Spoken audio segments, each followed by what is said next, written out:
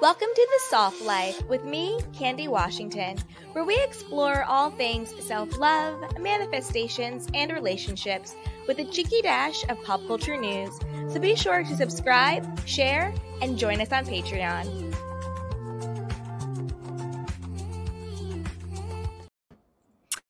Hello, everyone. Welcome back to The Soft Life with me, Candy Washington. So before we dive into today's episode, which I am sure is going to be a very fiery and inspiring conversation with Rachel Brooks, don't forget that if you need additional support, be sure to grab our self-love guide, which is linked down below. Also, get one of our courses and join us over on Patreon. We have a very loving and committed community. And then also, check out our merch. We have some new Soft Girl, Soft Life merch, so check it out, all linked down below. So with that, let's dive into today's episode. So I am honored to welcome Rachel Brooks. She is the founder of The Confident Woman, a lifestyle and media brand that educates, inspires, and empowers women personally and professionally. She's also the author of the award-winning book, Chasing Perfection, and is the host of the Confident Woman podcast, which I had the honor of being on the other day, and I'll definitely link that down below for you guys as well. So with that, welcome, Rachel. Thank you. Thank you so much for having me. This is just, I'm honored to be here because for those who don't know, we just had an incredible conversation on the Confident Woman podcast yesterday or soon, I don't know, not too long ago. So this is just exciting for us to carry this conversation. So I just want to thank you for having me and having the space where we can continue. Absolutely. So do you want to share with us a little bit about yourself and your story and how you got to where you're at?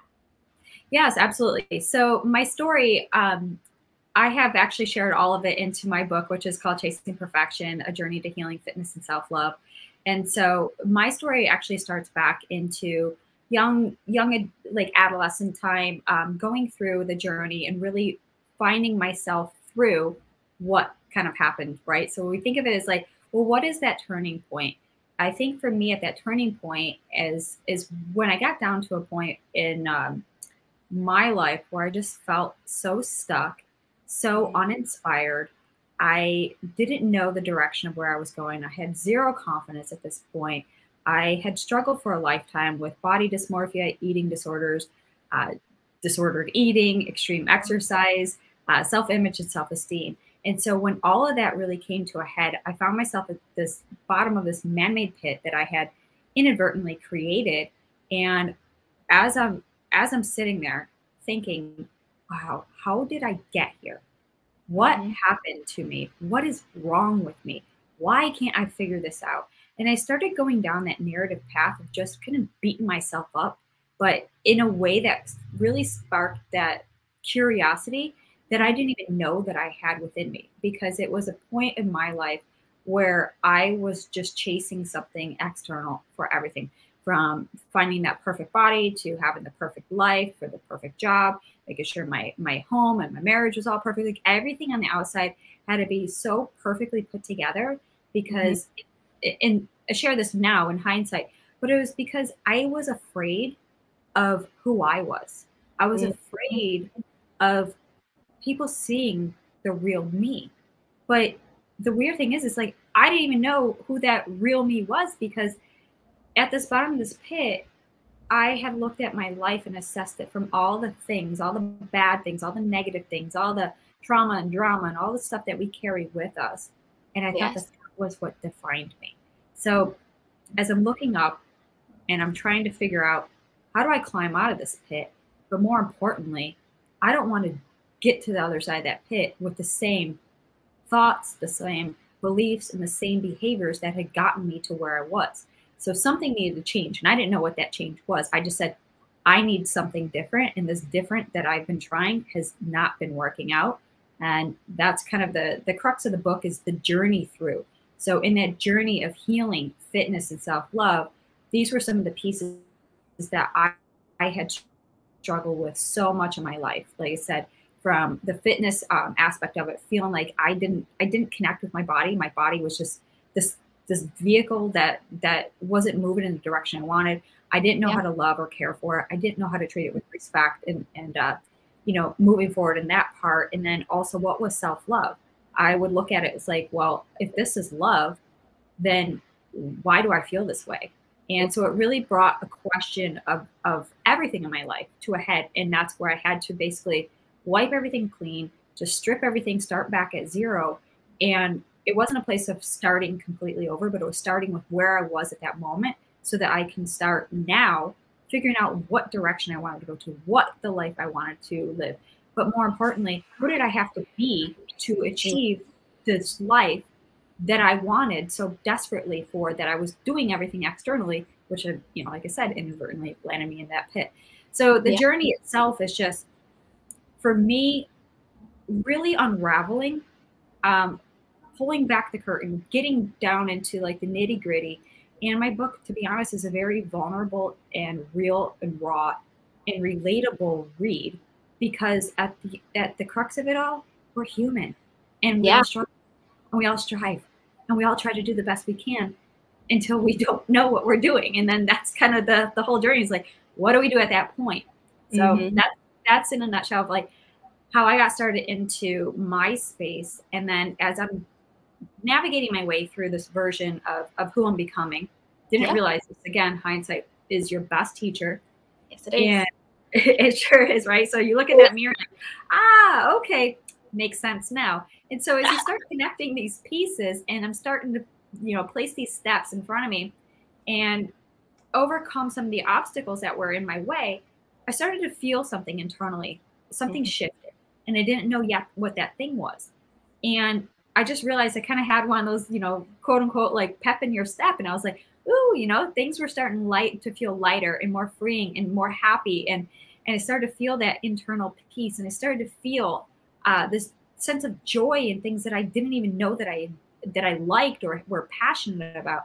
And life just started to get like new and fresh and beautiful, and life was poured back into me. And I share this part because it's like, how many times do we go through life and not even take a moment to really appreciate all the things that we may have like wanted or desired or whatever that is, but giving that to ourselves in a way that makes us feel like this is in the right path and direction. And so that little spark that, was lit was what I thought for everybody else. And that was confidence. And I said, ooh, is that what confidence is? Because man, it's like a superpower. It is incredible. And the more I started stepping into this version, the more confident I became.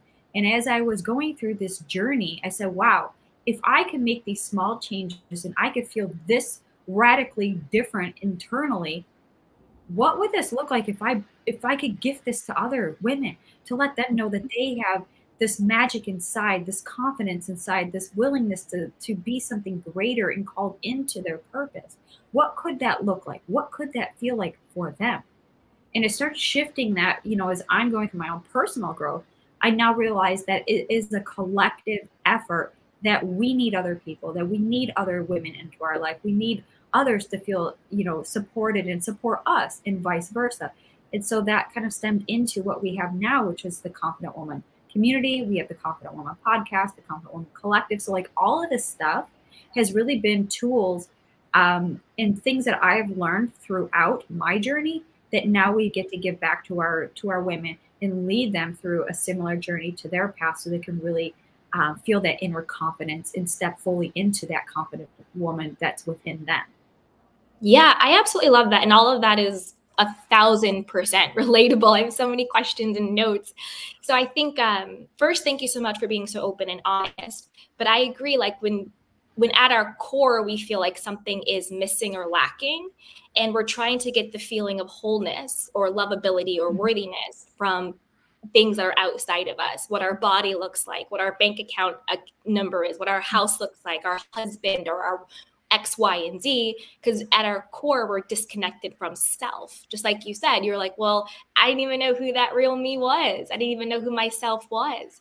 And I think, when you talked about getting that joy back, that spark back, that confidence back, that's really when you connect back to yourself, because then you're getting that joy and that confidence from within rather than from without. And I absolutely love that. So I had two quick questions. My first one is, what led to, not necessarily what led, but what were some of the tools and the techniques that you used to to transition from that pit feeling of I'm doing all of the things, but I still feel like something's lacking. I still feel this hole. I still feel this void, to getting to that point where you felt, oh, wait, there's a little pep in my step. I have a little bit more joy. I have a little bit more confidence. So what led to that switch? I mean, I'm guessing it's authenticity, like living from yourself, and that's what brought you that internal joy. And then I'll ask my other question after that. Yes, absolutely. So the turning point, like I said, I'm sitting at this bottom of this pit, and I had nowhere else to go but up. And I realized now, as I'm looking back at my trail, you know, because we all have a trail, we have a track history, we have a record, whatever you want to call it. We can always look back in the past and say, well, one, how did I get here, whether good or bad? So like if it's good and it's beneficial, you want to keep moving forward. You want to keep doing the thing you're doing. Well, me, I had to look back and say, how did I get here? Ooh, yeah, don't do all those things, right? So a lot of it, you know, and part of the journey is about taking personal accountability, responsibility, and inventory of our own self, right? So however and wherever we find ourselves in this journey, listen, there's going to be people that did us wrong, did something. They're all part of this. We have to take responsibility for our behalf.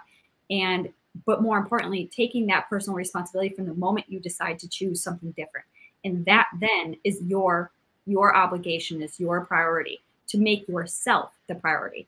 Because as you start moving forward in life, well, what happens, right? We need to have, in a sense of like, for context, chasing perfection, right? We're chasing this illusion that something does not exist. And so we're giving power to something that doesn't exist, and yet we're chasing it.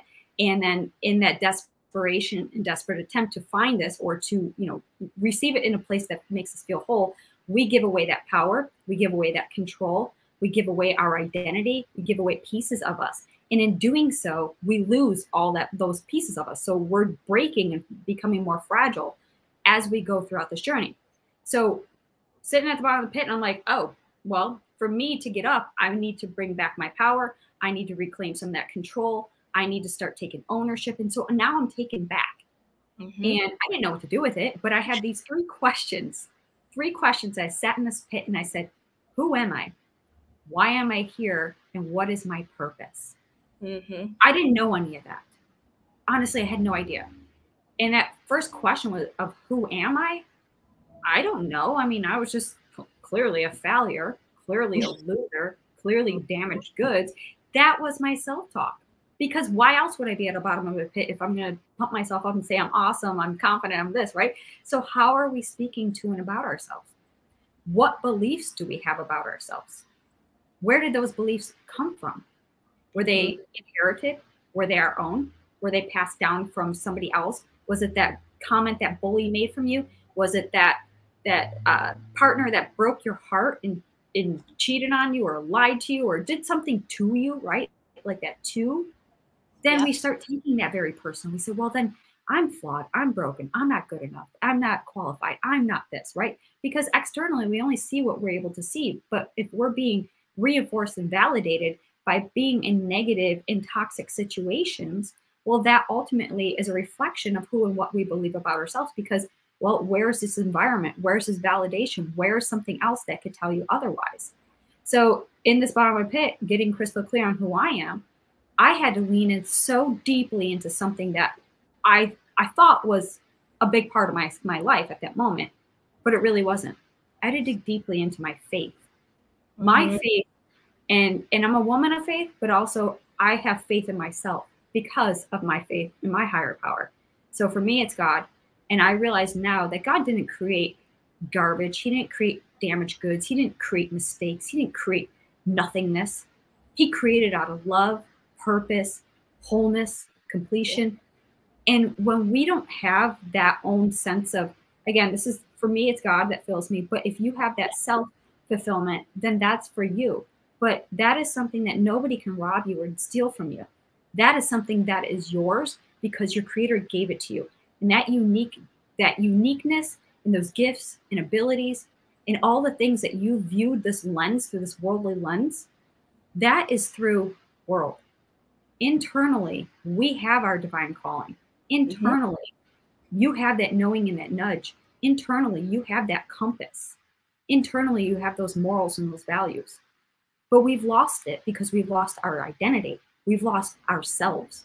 So again, sit in this pit. What am I doing? Where am I going? Why am I here? Mm-hmm. And what is this purpose? I couldn't answer that. I had no idea. Purpose comes after, is what I've realized. Okay. Purpose doesn't find you, you discover it and you become it. Purpose is a calling. Purpose is a mission to make things better, improve, be an advocate, change something. Purpose is your driver. And right now, my driver was so externally driven, it drove me right down to the bottom, right? So I'm working on all these thoughts. I'm working through a lot of crap. I'm working through my past that is just, it's heavy. It wasn't just, things that happened like yesterday or like a couple years ago. It's decades, right? Because we don't know the damage done until the damage has already broken us so much that we sit down like Humpty Dumpty and we're trying to get the pieces together. So here I am, all alone, figuring out the self-discovery journey. I was like, this is scary. It's ugly. It is messy. It's a bunch of messy, ugly cries, sobbing, wondering, what the hell am I here for? Seriously, like, God, why am I here? Yeah. Here, like literally and figuratively at the bottom of this pit. If you didn't make garbage, why am I here? If you didn't make, a person out of love and wholeness and completion, why am I here? And so I think I was asking I wouldn't say the wrong questions, but I didn't have the clarity on who I am to even ask the right questions, but yet be more intentionally in tune with getting the right answers. Mm-hmm. So I'm asking these questions, but I didn't allow myself to really seek within to answer that. So fast forward, I start to discover these attributes about me. I start unraveling the tangled up ball of yarn that I carried. I started unpacking baggage and skeletons and garbage and debris that I had carried in this metaphorical U-Haul that all I did was run from my past. I kept trying to numb out or distract or just ignore. And so all I did was stuff more stuff on top of it. And so as I'm metaphorically unpacking this U-Haul, I'm finding those skeletons and finding those dark areas. And when we unpack a U-Haul, if you've ever moved, eventually when you get to the back, it's all empty. You see there was nothing left in there, right? It was at that part of my life where I had to pick up every single piece and discard it, like physically like touch it and inspect and say, ooh, that's got to go. Or, hey, that might be useful. Let me hang on to that. Or this one's definitely staying because I love that. That one's going to, bring into the future version of myself. And so it allowed me that opportunity to sit and unpack every piece that I felt was a part of my life. And when I let go of all the bad stuff, got this box of the maybe stuff and the stuff that I'm carrying into my future, that became my arsenal of things that became pieces to rebuild and rehabilitate, but more of a support and validation and affirmations and accreditations, like all of these things that were really supportive of the woman I was becoming, but the direction of where I was going. And all of this really started to unfold. And what I say is like consistency compounded over time yields results. So in me consistently showing up, me consistently facing my past, me consistently doing those efforts, that's where the confidence started to show up into my life, because I was ridding the past, but I was confidently stepping into this version and didn't know. So not only did I do this on my overall self, I started looking at different facets of my life into my fitness and wellness aspect, looking at health from an entirely new perspective. I was chasing the external. So that led me into, I'm a former fitness competitor. So obviously being very disciplined and very perfect, your image is a big thing, your body is a big thing. And I chased that. Well, the fitness competition actually came about because of my failed many and desperate attempts to do all the things. And then there was like, oh, well, have you considered a fitness competition? I haven't done that one yet. Give that one a go. So I started that path, which led me down. I had a major setback, a physical limitation, had to have surgery. And so what quickly went up is like a bikini girl, because I was as a bikini competitor. That identity it got shot down right away.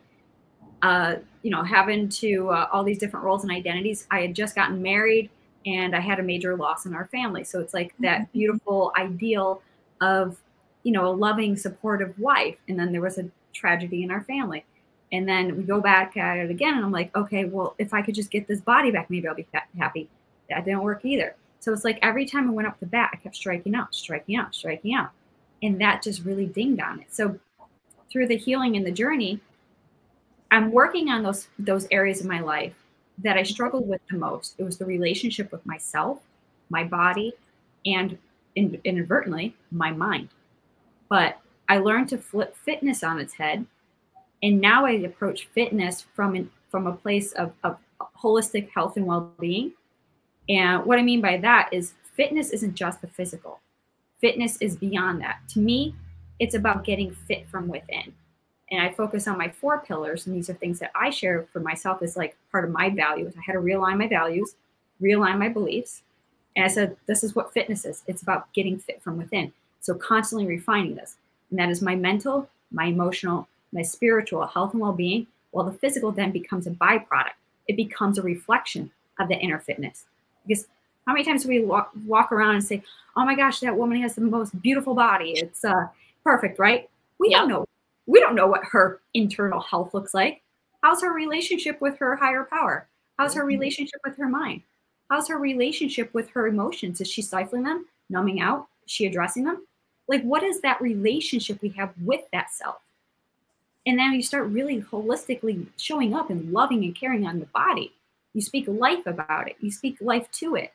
You care for it because it's a temple. You care for it because it's a vehicle to help you serve out your purpose and your mission. You care for it because this is the one place that your soul resides for this entire life here on this earth. Yeah. If we don't love something, why would we care for it? And if we didn't care for it, then we don't love it. It's about that self-love, compassion, and respect. So long story short, read the book. It's all in there. I'm just sharing a lot of what I had to endure. But it was the journey itself. And when I say to anybody who's like even on the brink or even in the depths of their self-discovery journey, their personal growth journey, whatever that is, keep going, keep moving forward. Because every footstep in front, you start learning about yourself. You're paving a way. But you're not doing it for yourself. You're bringing others behind you. And you're following in a place that you have the best leader of. So that's just me and my beliefs and kind of where I came from, and how I got started into my space is just because I didn't like who I was. So I had to become the woman that I could love. Absolutely. And you had so many good nuggets. So it seemed like the real foundation of your shift was when you did the shadow work, when you went into that U-Haul and you were like, I need to look at all of this stuff, the cute, sparkly stuff, and also like the dark, dank stuff. I need to look and do an inventory of all of that. And then you took your power back to say, well, what am I choosing to hold on to? Because it's a choice. Sometimes we're on autopilot and we're holding on to anger or unforgiveness or resentment or bitterness or trauma or whatever the case may be. And we're not even actively choosing it because we haven't had the awareness to look at it and say, I have the power to choose if I want to carry this to the next move of my life, to the next level of my life. So let me take a look and take inventory of all of that. And I think that's so great. And then when you were talking about the questions you asked, like, who am I? Like, why am I here? Why am I here? But then also like, why am I in this pit? Like, I know that God doesn't make mistakes. God doesn't make failures. God doesn't make junk. So like, why am I here? And I think that's a really powerful question. And I agree when you get more like intentional or curious about it, where it's not so much like, oh, why am I in this shitty situation? But how is this shitty situation here to help me? What is this situation here to show me? What is the situation here to take me to the next level? And like you said, it got you even closer to your faith, closer to your higher power, more clear on who you were and who you want it to be. So it's like when we shift the why am I here to how is this situation here to serve me? you know, Mm-hmm. because life is really here to serve us. It's here to remind us of who we are, remind us of our divinity, to remind us of our worthiness, you know, and that ties back into what you're talking about with self-confidence, right?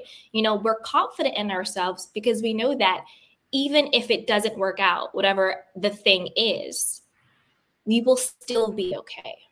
Yeah. And that knowingness of I will still be okay even if this doesn't work out. I will still be lovable. I will still be enough. I will still be worthy. That then gives you that faith and that confidence to try. Because a lot of what holds people back from trying or taking the next level or shifting who they are is the fear of, if I try and it doesn't work out, then that confirms my darkest fear that I'm actually not good enough, that I'm actually not worthy. So I would rather stay stuck than to prove myself right that I'm not good enough. But when you have that self-confidence, you know that if whatever I try works, great. And if it doesn't work, also great, because it doesn't take away the core of who I am divinely and intrinsically. And once we get clear and get out of that fear of finding out if I really am worth this or not, then we can step into that confidence. And I loved when you were talking about how you were getting those moments of joy. And to me, the word like authenticity popped in my head because you were starting to look at, well, what is it that I want? Who do I want to be? Rather than what does society say I should be or do? So when you start thinking from an authentic place of, well, what makes me happy? Like what makes Rachel happy? Not what makes Rachel's friends and family and community, or Candy's friends and family and community happy. What makes Candy happy? What lights Candy up? Mm-hmm. And then from that place, again, from within, then you have that joy because you're like, oh, wait a minute, I'm actually enjoying this. You're actually enjoying it, you know? It becomes a want to do, not a have to do. Mm-hmm. So I absolutely love that. And then when you're talking about, again, like being in the pit and shifting out, and, you know, why am I here and what's happening? That intentionality of shifting from being grateful for the pit rather than resistant to the pit. And that's a huge changer. You know, like I'll just say, like for me personally, when I've been at my low points in life, it has always brought me, just like you, it has always brought me closer to God. It has always brought me closer to him and that presence and that divinity that lives within me. And, you know, we've all fallen prey to thinking like, well, God, why is this happening to me? I'm such a good person. Why is all this happening? Blah, blah, blah, blah, blah. I'm trying my best. Nothing's working, you know, all of this stuff. Like, where are you? Blah, blah, blah, blah, blah. Like all of that stuff. Because I'm a human being. And sometimes I feel like, God, where are you? You know, I'm a good person. Why is all this crap happening in my life? And then I sort of remember like the rain falls on the just and the unjust alike. But we are given the tools to, am I going to let this rain drown me? Or am I going to be baptized in this rain and come out stronger for it? Am I going to use this rain to fertilize the seed that God has inside of me? And that's where we get that power back, because we get to decide the meaning of what's happening, whether we say it's happening to us or if it's happening for us. And I think just hearing your story, I feel like that was such a big shift where it was like, why is all this stuff happening to me, to why is all this stuff happening for me? And then you're able to find the enjoyment in it and the confidence in it. And then it gets a little bit better and a little bit better and a little bit better and a little bit better. Exactly. Yeah. Flipping the script was one of the most powerful tools that I could probably do, because, you know, on one coin, there's always another side, right? So, you know, luckily we only have, you know, more or less there's, you know, one side, the other side, and if it landed in the middle, you know, the third component is really hardly ever a case. It's, you know, he said, she said, what they said. So in that context, it was, you know, I had to flip my entire life upside down. I remember asking those questions of myself, and, you know, at the time I didn't even know this. Actually, I'm going to take a step back here for a moment. So before I actually started the journey of transforming my life from within, I had to essentially surrender and just be like, I can't do this on my own. And that was something I was unwilling to do, because I thought that was like a badge of honor. That was my that was my superpower, that I am so gung-ho, I could do anything, and I could, you know, I'm able to do it. But look at what happened when I tried every futile failed effort attempt. It landed me at a bottom because you can't support yourself. You can't, you can't be the one cheering for yourself. You can't be the one, leading and following and then also being in the middle. So it's like we realize now at this point, we need others in our life. This is the whole point of others, right? Yes, there's times where it's relevant to be solo and alone, especially in your private moments, your intimate connections. Like these are things that only you can do. Yeah. But in sharing that, in experiencing that, and bringing others into that place, and asking for help was one of the most difficult things I could have done. One, and this is why these were my limitations, because that would admit that I failed. It would admit that I was weak. It would admit that I was lost. I would admit that I was confused and couldn't do it. I would admit that I'm not that strong, powerful woman that I pretended to be. Yep. And in doing so, I would have to strip off that mask, strip down the walls, and I'd have to be vulnerable and exposed. Mm-hmm. And in this nakedness is where I just got raw.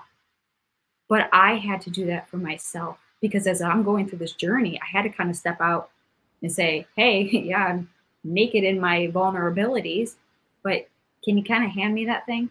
Can you help me out? Can you encourage me along the way? So asking for that help in the most vulnerable way while you're, internally exposed, where else can you go? Where else can you hide? And that was the turning point in my life that said, well, if they've seen me at my worst, I can't imagine when they can see me at my best. And there was, again, nowhere else to go.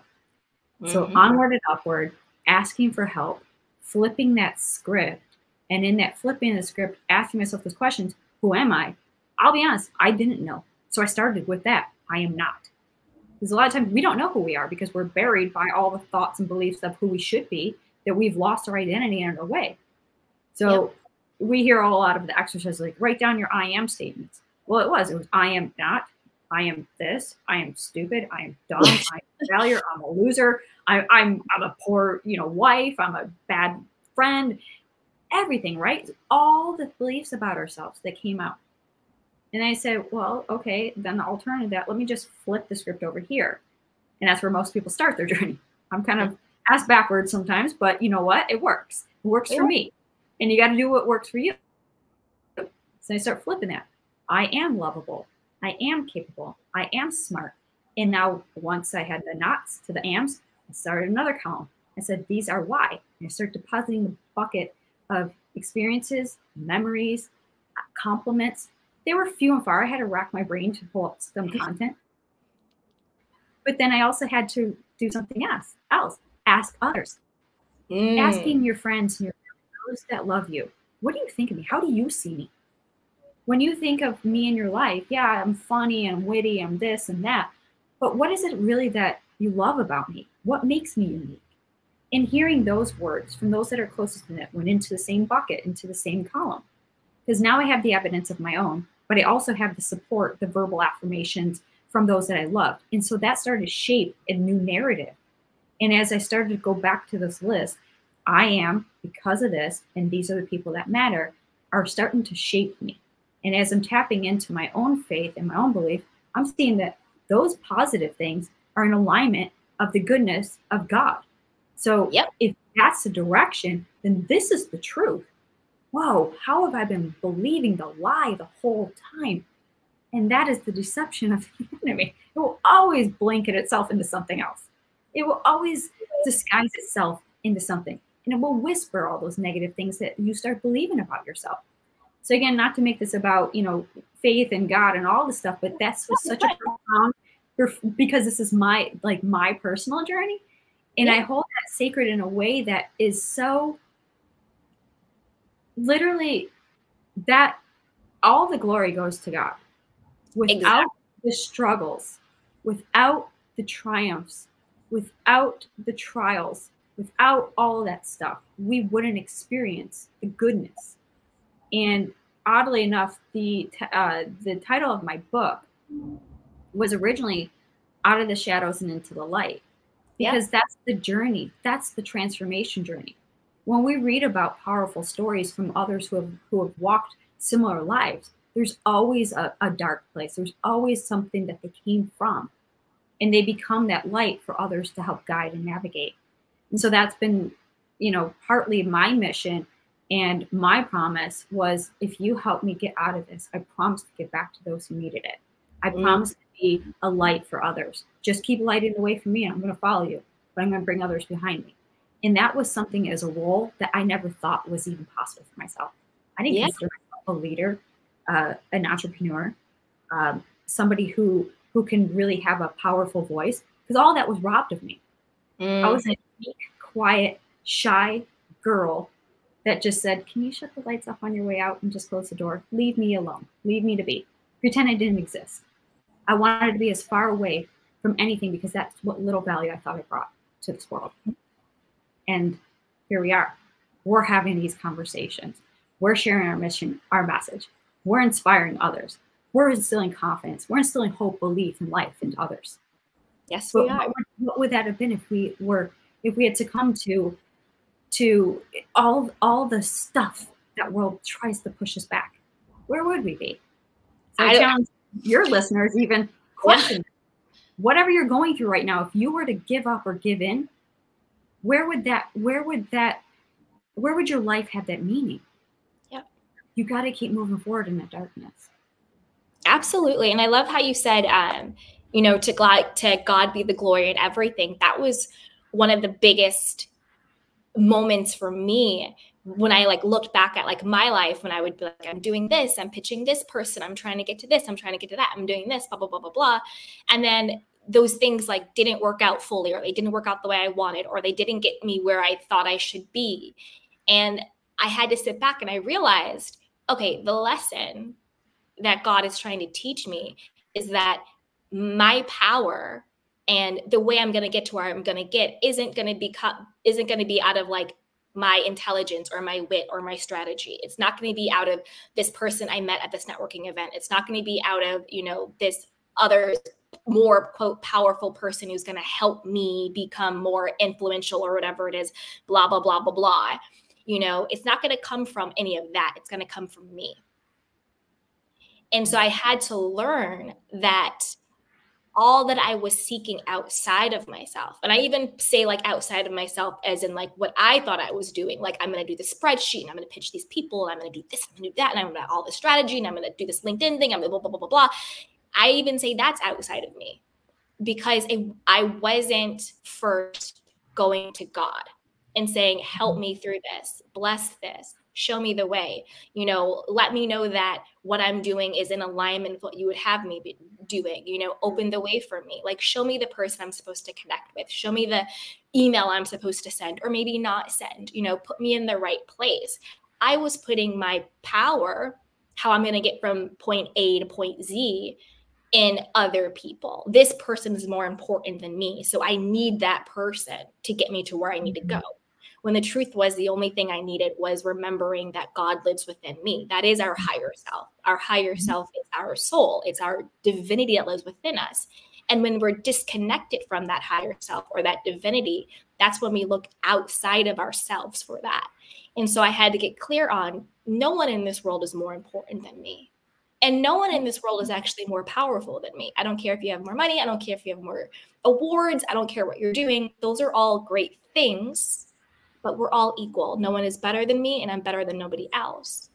And so when I started to lean on the power of God in my life, things just became so much easier. Yeah. I wasn't hustling so much. I wasn't forcing so much. I wasn't stressed so much. I got to relax, let go, and surrender, and know that this journey gets to be easy because it doesn't have to be all on me. Yes. It doesn't have to be all on me. I have that support.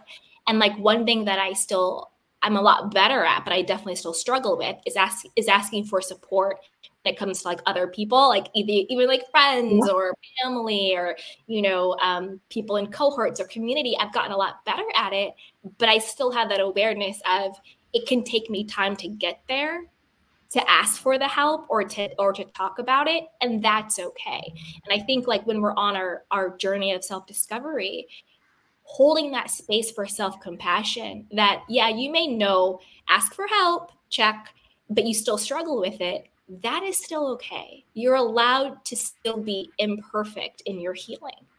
Yeah. You know, you're still allowed to have the same problems or the same conflicts or the same, you know, issue appear again and sometimes again. You know, sometimes we think, well, I've done all this healing. Why am I still dealing with the same issue? Well, maybe now because you can bring that healing, that level of consciousness, that level of awareness to the same problem, but your perspective has changed. So your experience of it will change. Not because you're not doing well, but because you're doing so well, you're now faced with this other level. Like when you're at school, you take a test to go to the next level. Sometimes in life, you get tested again and again to go to that next level. Doesn't mean that you're doing anything wrong, but now you're more equipped to handle that situation better and differently. And a part of the reason why I personally have such a hard time asking for help is around like my abandonment wound. I used to think that, and I still struggle with it sometimes because I'm, you know, being honest, thinking that, well, if I ask for help, because you were sharing like your journey with that, for me, it's more of, well, if I ask for help, then like I'm too much. You know, if I say I feel something, then, you know, I'm being overly sensitive, or people are going to think I'm dramatic, or it's going to be too much. And then they're going to leave me.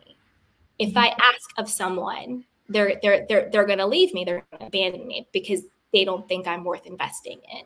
And that's really around the abandonment wound. And that's where like that codependency comes in, where it's like, well, in order to be valuable and worthy of this person, I have to give, and prove. So the long as I give to them, as long as I add value to them, then they won't leave me. And I had to, just like you said, switch that script and switch that narrative to know, like, who I am is enough. I actually don't have to give you anything. I am enough and I'm deserving. You know, a mother has a child. She's not like, hey, what are you going to give me before I feed you and nurture you and shelter you? No. So why would I think that I have to give and prove myself to anyone in this world in order to be worthy of basic love and respect? And I had to get comfortable with losing people, whether it's family members or friends or business people, you know, because I think that when we go from that pit to the joy and we get that confidence and we get that knowing of who we are, we get that resiliency, we get that, you know, God within us, you know, sometimes people will leave. But it goes back to what we were saying before about having that confidence that even if this friend no longer wants to be my friend, or this person no longer wants to do that with me,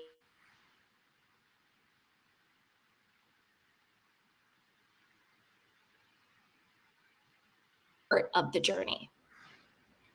You're spot on. I mean, it's like, you know, here we are, two different women living two different walks of life, but yet there's such a similarity.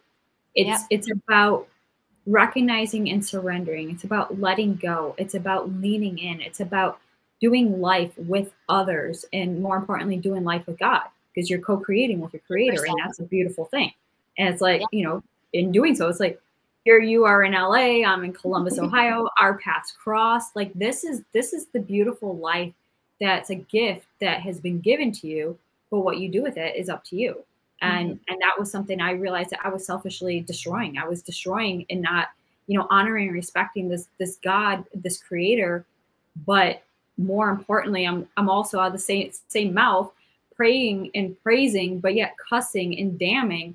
So it's like, how could I expect, you know, anything else other than what I'm giving to myself, because I'm not being open. It's almost like you ask for the thing, but yet you've already shut down in the receiving of it because you think that you're not worthy, that you're not going to get it. Exactly. Right. So it just really made me shift that entire narrative. And of course, it all comes back to, you know, our own, like I said, traumas and dramas, right? Things are going to happen. We got childhood wounds. We got experiences that we kept that same pattern and not even realized it, and we get hurt into our adult years, and we'll keep that pattern going if we don't have the insight and awareness to change something about it. But that's even the first and foremost thing, is like recognizing it, right? Awareness. So in my healing journey, the three things that really helped me with that was the awareness, right? We had to turn the light on. However we do this, whether we vacate the U-Haul and then we turn the light on, or we turn the light on as we're doing it. But either way, that light on is that aha moment in the moment you decide that something needs to change today. Because in that moment, you've already trained your brain to seek for something different, like put your focus elsewhere. And now it's like scanning. What do we know? What's different than what was here? And so we've already put that our focus on something completely different. We've shifted it. Then it came into me starting to love on myself, but I didn't know what that was. So I started a gratitude journal. Didn't even know. I actually we recently moved, and so I pulled my journal out. And sure enough, the first journal entry, it was so cheesy. But I shared this because we all got to start somewhere. And this was how tough it was. So just like how I said, I didn't know who I was. I started with I am not. You got to start with what you know and where you're at. And sometimes it's just starting with some garbage that you just need to dump out first before you can get to the next layer. And in my journal, it was something simple. It was like, that day, because it was like May of, I don't even know, 2007 or something like that. I don't remember what it was, but I had the date on there, and it said I wrote myself because I thought that I should. Yeah. And I didn't know what else to put. So I made up a bunch of stuff. And I said, well, it's kind of the concept, fake it till you make it. I love myself because, and I filled things in. But I know at the moment I didn't feel it. And I turned to my cat and I said, my cat, because I'm a cat mom.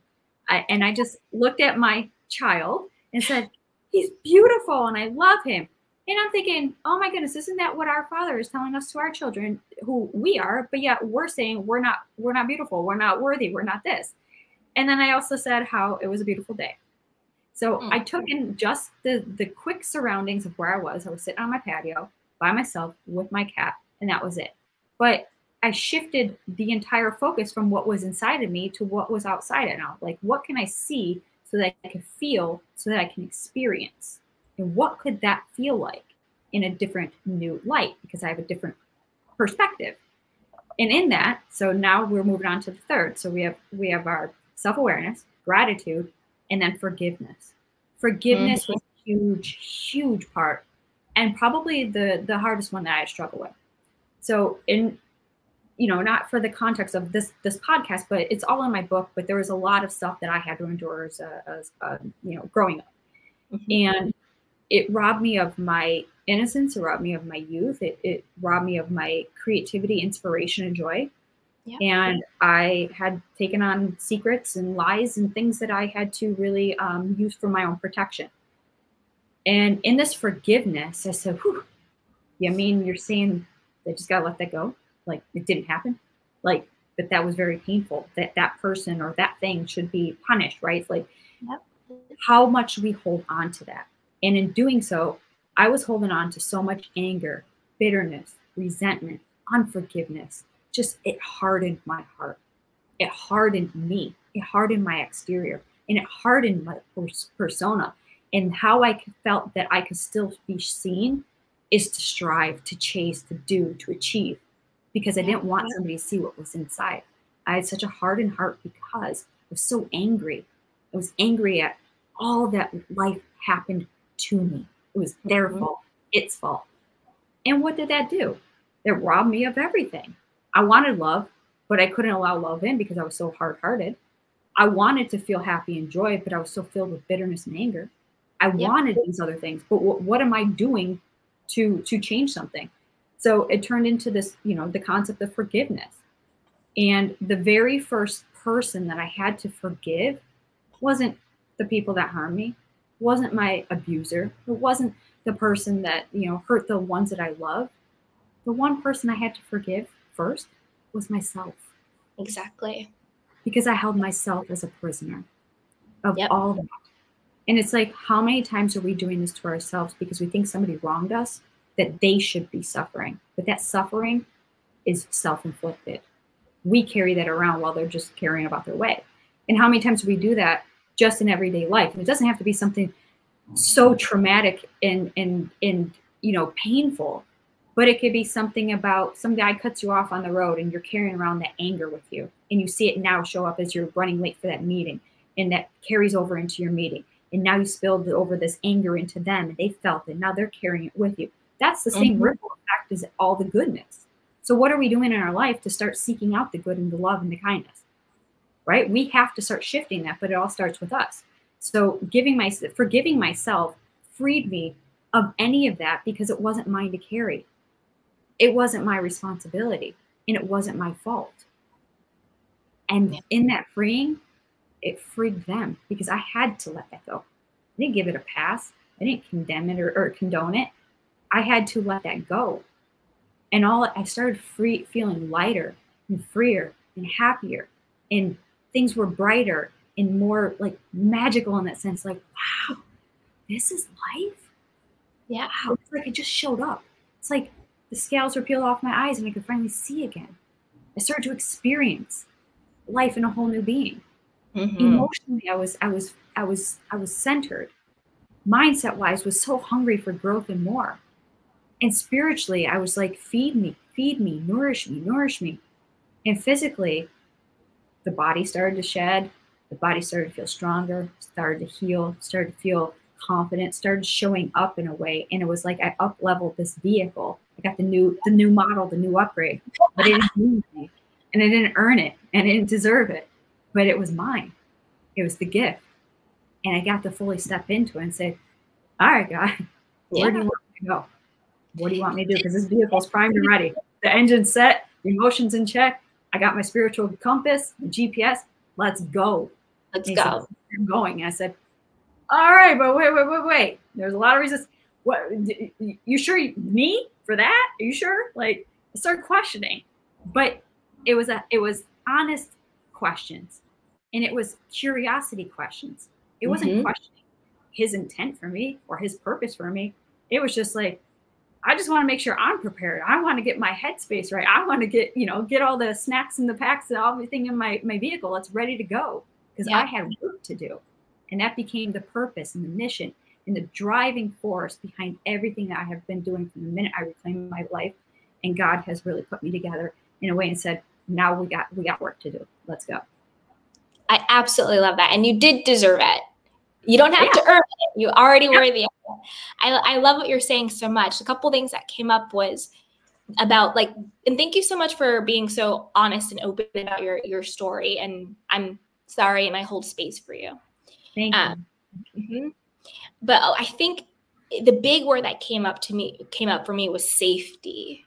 Like it wasn't safe for you to like be in your body, which may have led to like the disordered eating and like the hate relationship. Like your body was no longer yours. So it was like this foreign thing. And I think I've never been through that. So I'm just speaking just what I think. And so if I'm wrong, I apologize. But it just seems like it's a way to almost like punish it because it's so separate from you now. And it's almost like a betrayal, if that makes sense. 100%. And then you didn't feel safe in the world. You know, like you said, you were a quiet child, turn the light out, nobody bothers me, because out there isn't safe. And then putting that armor, and I definitely know how that feels. And then putting that armor around your heart because being in relationship to other isn't safe either. And I those that you trust took advantage, and they broke that trust, and now you don't know who is safe. You don't know who is safe. And what they rob us of when people do things like that to us, or any type of, trauma in any form, particularly as a child, they take away the trust of ourselves.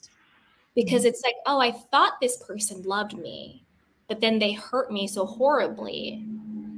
Well, then how do I trust myself to know who is safe anymore? And then usually in those abusive or traumatic situations, there's a lot of gaslighting that goes on. Don't tell anybody, or, what are you talking about? Oh, you're crazy. Well, that never happened. No one's going to believe you. What do you like? Blah, blah, blah, blah. For me, it was always, you're being too sensitive, very dismissive of my feelings. And so when the people that you look to that are supposed to be there to love you and to protect you and to show you the way constantly dismiss you and constantly diminish the value of who you are as a person, particularly as children in our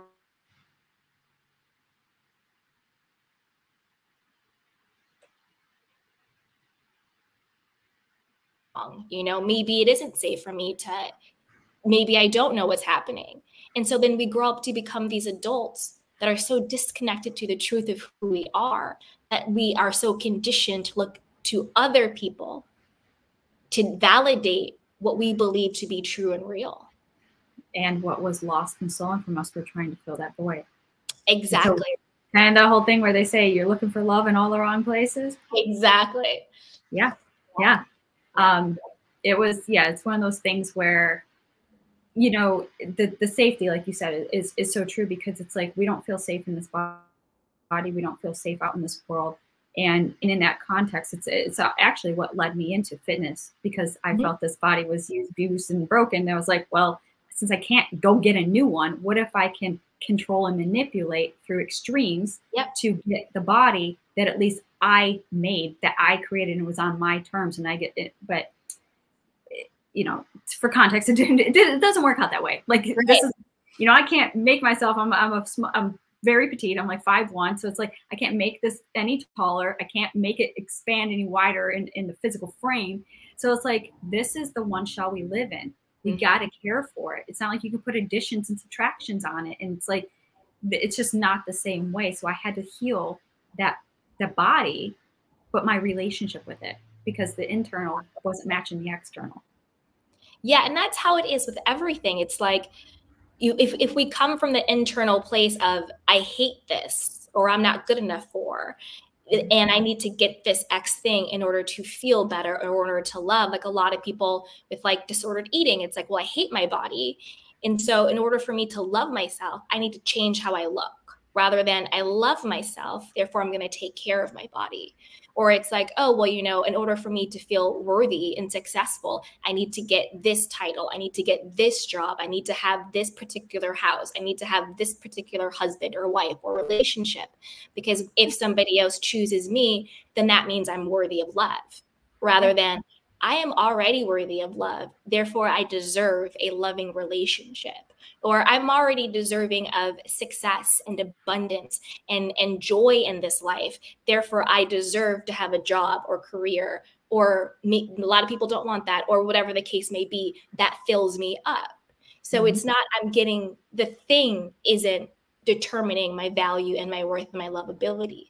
My value and my worth and my lovability is determining that I am already deserving of the thing. Right.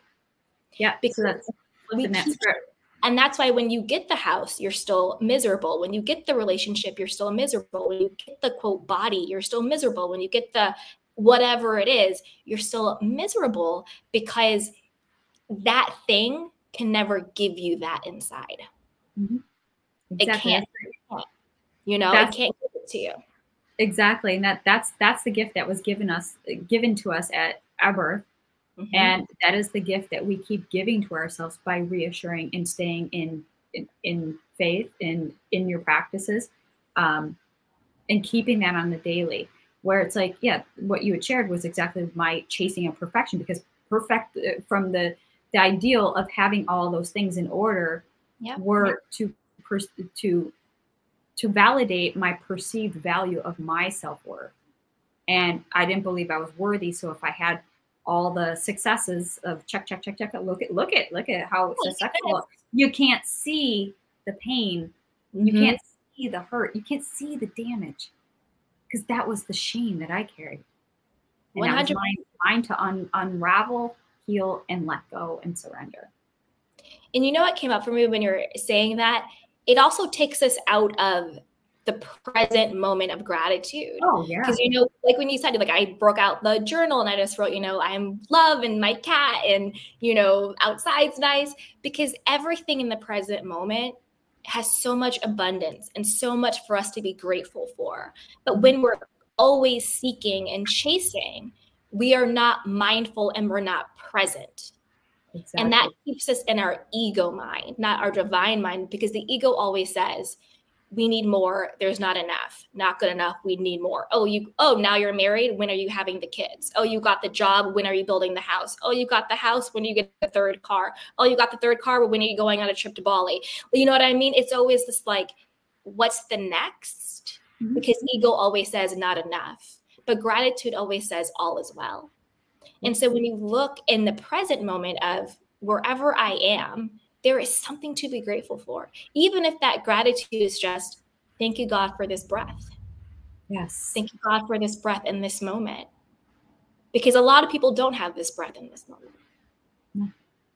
And that is even just that little thing. Oof, I got chills in my chest. Like I got chills over my body because it just fills me up so much with that joy of like, thank you, God, for this breath. Like that's a miracle that we're even here, you know? And so I'll tell you, like, I don't want to get choked up, but it just came to mind. So I'm going to be completely transparent and vulnerable. I met this beautiful woman. I won't say her name, and we were doing like a podcast swap. And so she came on my podcast, and then I was supposed to be on hers. And she's amazing. Like we were talking about like meeting up in person. And when I was supposed to be on hers, I was waiting on the Zoom and she didn't show up. And I was like, oh, well, like maybe she got the time mixed up, or, you know, maybe she's like running behind, maybe it wasn't sent to the right email. And then I like followed up. I was like, hey, I was like waiting on the Zoom, like let me know when you're ready or whatever. And then didn't hear from her.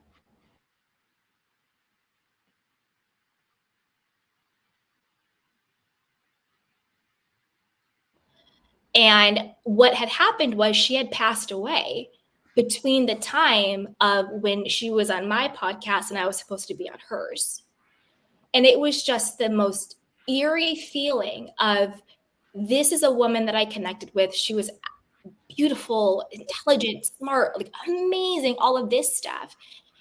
And then to know that like I'm waiting for her and it's because she's gone. Yeah. And it's like, and I just heard this voice that just said, Candy, you just have to really live your life and you have to enjoy every moment of it because you just never know. Mm-hmm. You just never know. And how much do we take for granted that we woke up this morning, that we're still here, that we have another day to enjoy life? And like, it still touches me even like to like think about her. You know, I'm like, oh, we're going to do a fun thing. Oh, she didn't show up. You know, maybe it's scheduling. And she was gone. And so it just reminds you like how beautiful and how much of a blessing your breath is. Yeah. Yeah. Thank you for sharing that. I'm sorry for the loss of your friend. And thank you. know, and it's you're so spot on. It's like how the hustle and the bustle, and I don't know if this is just like our culture or what it is, but it's so ingrained to just selfishly want more. And you know, and oddly enough, it's like, you know, part of what we do in, you know, for the confident woman is like, it's for that woman who's craving more, but we're not looking for that more, the more zeros in your bank account, the more clients in your roster. There's, you know, it's not about that.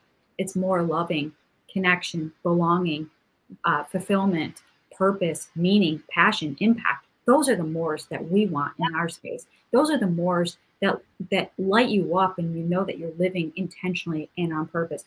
Those are the mores that you know is beyond self, because with that internal drive, it's about the greater mission. And it's a place of service. It's about honoring and respecting others. It's about bringing people with you in community. But when we're so self-centered and wanting the next thing for ourselves, like you said, it robs us of today, it robs us of the moment, and it puts us in a place that says, you know, I prayed for this blessing. I got it. Thanks, God. Next. And it's like, he's got a shopping list. You know, you don't just give him your Christmas list and say, well, what the heck, God? Why did I only get 3 of these 17 presents? Where's the rest of them? You promised to be gifts and blessings. Where are you, God? And it's like, that. It's not a superficial God. It's not a Santa Claus God. It's a God that it's through, you know, our own, right? Like, we have to do this. We can't just have faith, but faith with intention, right? What is that? I mean, that's faith married to action. You know, it keeps it going. But we have to be intentional about what it is that we're after. And so when we're seeking the wrong things, we're going to keep getting the things that aren't fulfilling. And just like, you know, in context there, it's like you ask your father for something and he hands you something completely different.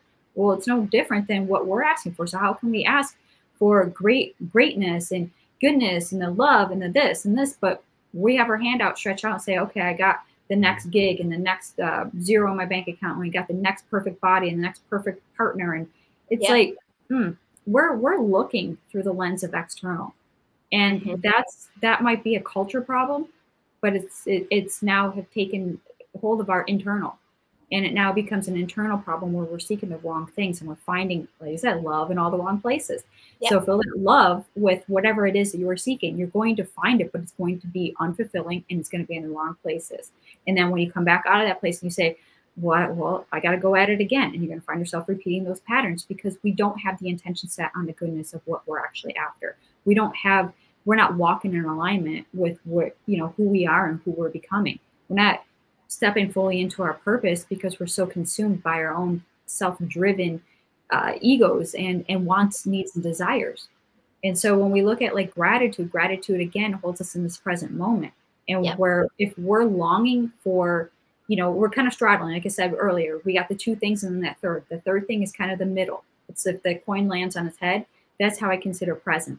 Because if we look behind us, that's the past and we don't live there anymore. We'll constantly spend our energy, our time, and everything else to look back at the past and say, well, I can't move forward because of what happened to me.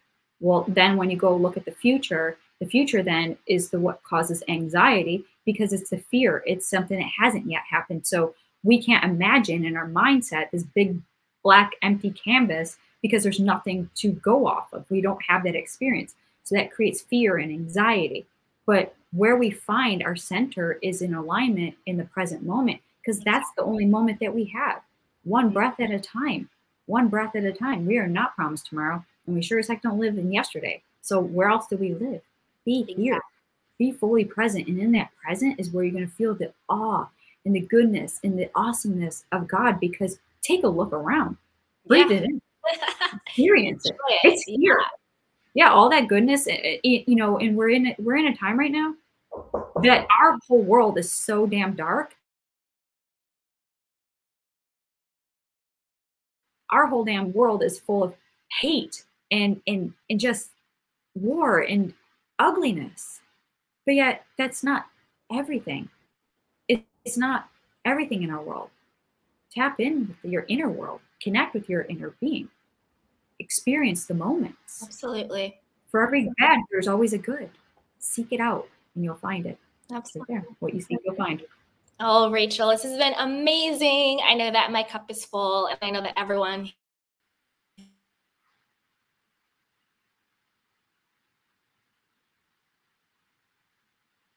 thing that you wanted to share with us. One insight or wisdom, whether we've talked about it or we haven't talked about it, what would that be?